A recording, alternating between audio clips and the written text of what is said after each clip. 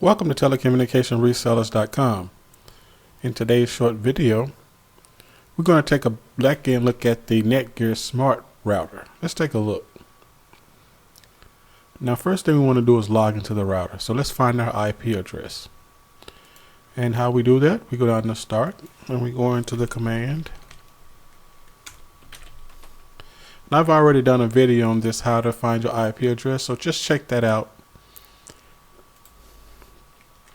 Now what we want to do is find the IP address. So we go ipconfig.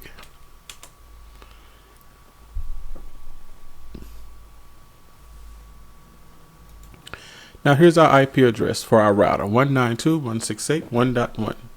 So we want to go up here to the top, type that in. As you can see, I've already been in the router. So it'll come up with our login page. And you hit login. And that's how we get into the router initially.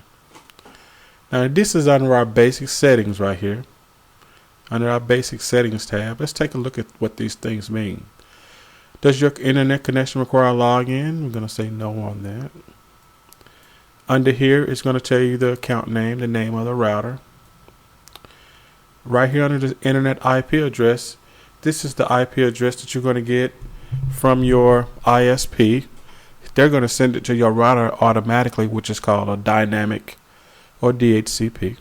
If you were using a static IP, you would click that box. They would give you an IP address and you'd put it in this area right here. One important note, whenever you're swapping out routers, you want to make sure that you release this IP address out of this router before you connect a new one, or unplug the other router first and then connect this one for a second.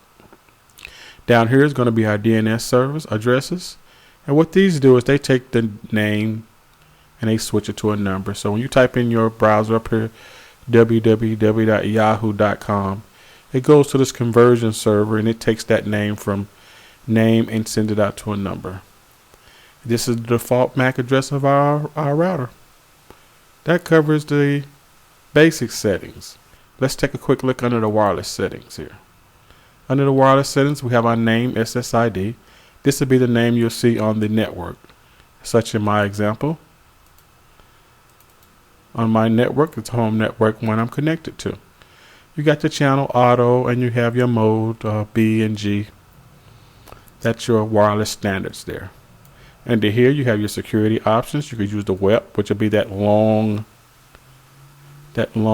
2,000 word key. You can generate one. You can put a phrase in here. And I think it might generate a key maybe. Oh, you put a phrase in the top. And it generates a key for you. That'll be the web key. Now who wants to use that no one? That's just too long and too crazy. You have to also have this other option, and you have an option here. And check out my other video to go about how to find a security key on your Windows 7 machine. Also, and this is the option that I use down here, finally. And what I like great about this is if someone comes to your house, all you have to do is give them your security code and off they go. Thank you for watching. This is part 1 of your Netgear Smart Wizard walkthrough. Come back for part 2 and we'll cover the content filtering section of this 4-part series. Thanks a lot. I'm Greg from telecommunicationresellers.com.